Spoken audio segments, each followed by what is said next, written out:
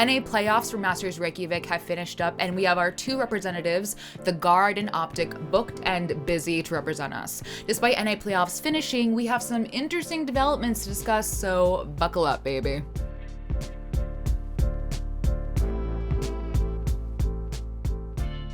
All right, everyone, before we get into the video, I gotta remind you, as always, the like button, the subscribe button, to ring the notification bell.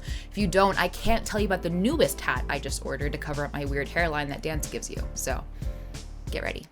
You're gonna like my new hat, Danny. You're gonna like it. Folks, the NA State of the Union is good.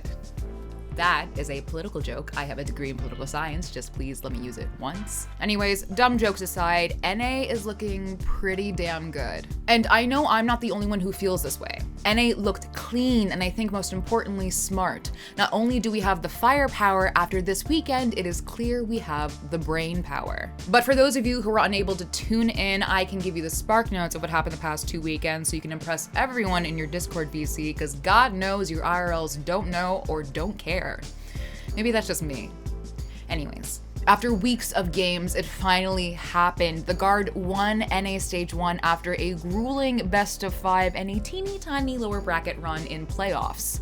In order to make it, the Guard had to defeat Sentinels, Luminosity, Cloud9, and OpTic. Maybe even potentially contest. Marvin on the site's good. Yay, gonna reveal himself. Still holding on to his teammates. The trade's coming back and forth, but it's OpTic with the numbers. Yay, too good from deep. El Diablo tries to rendezvous back. What is this, a divine comedy for Dante's Inferno by Saya Player? 1v1 with Crafty! No, what? Bang! Saya Player for the double! And if you're like, Liz, this sounds familiar, it's because I called it, bitches. Y'all doubted me. I saw y'all in the comments. Who's laughing now? Anyways, the best part is the Guard actually lost to OpTic in the upper final and then came back and beat them in the grand final. OpTic didn't lose until that grand final. They have looked great and consistent for over a year now. They're precise and yay. I mean, is anyone as good as yay? Actually asked the Guard's Jonah P what he thought happened when the Guard lost to OpTic on Bind, and his answer was... We couldn't shut down Ye's op on Bind pretty much. Our comp is like pretty difficult to deal with hoppers because we don't have a Sova and we only have like a Skydog to deal with it, and he was just all over the map and we can handle it. And when I asked Ye just about how he did that, this was his response. For me, I think I had like a pretty good understanding of like what they were trying to do like across the map, and I think I was having like a pretty good game. When we win to Bind has always been like a really, like at least lately, it's been one of our strongest maps. Every time we played Bind, I think we've, with the exception of like one team, I think at the start of group stage we've lost, but like every other time, like we've won, you know, pretty convincingly on Bind. So we felt really confident going into it. So the Guard and OpTic are our representatives of NA, but I would be remiss if I did not talk about some of the other teams who competed. First, I want to talk about Knights. And before you go, Liz, your hot take about Knights beating Xset was wrong. I've been made aware of this mistake. I pay the price by being called out on Twitter by their head coach. But in my defense of that hot take, Knights have shown tremendous improvement. In the past, they've beaten Rise, NRG, and in these playoffs, they managed to take a map off of Cloud9. I spoke to Frosty, the team's IGL, and asked him if the newer attention on the team was scary.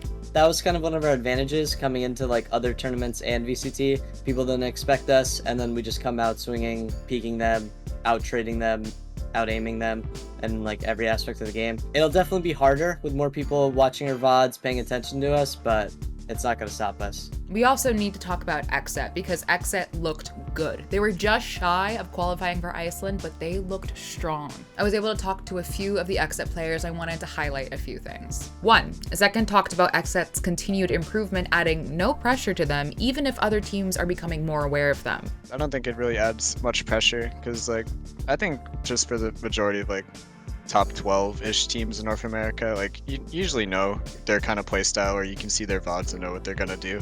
So I feel like people kind of seeing us as a formidable team is more added pressure to them because they'd be like, oh my god, we're going up against Exit, than it is to us being like, oh man, they know so much about us. Because I feel like if we're playing how we're normally playing and we're communicating well and we're hitting our shots, it's really difficult to beat us even if they know what we're gonna do.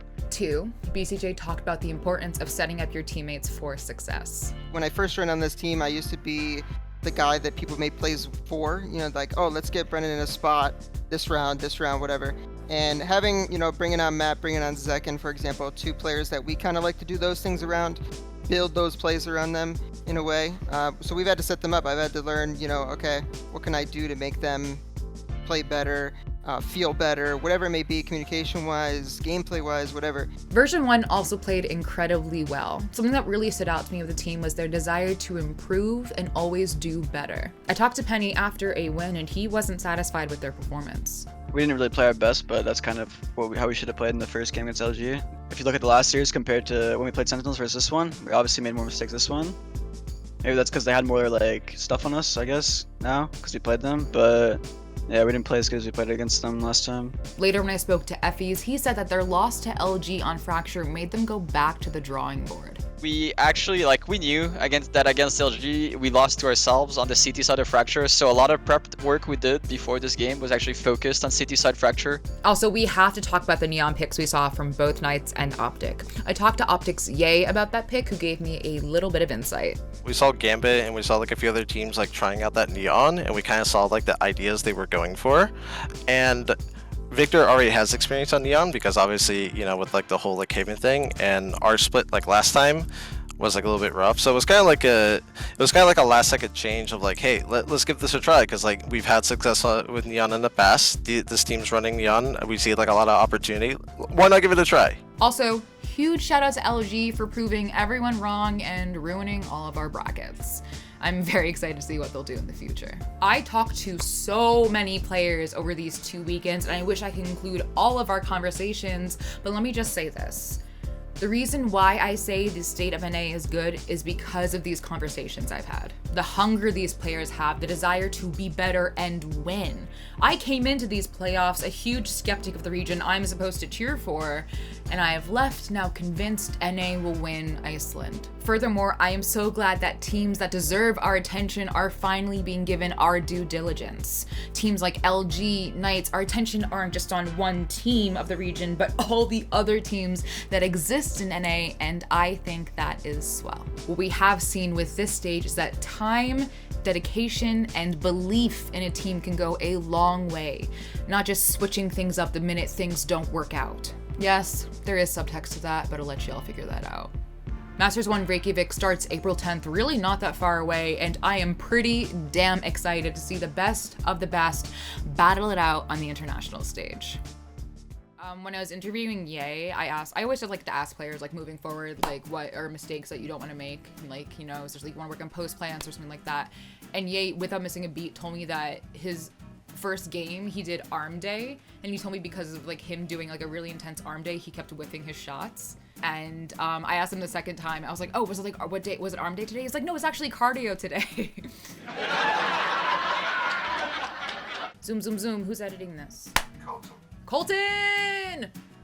Colten! That's right, Colten. Shout out to Colten. Ooh.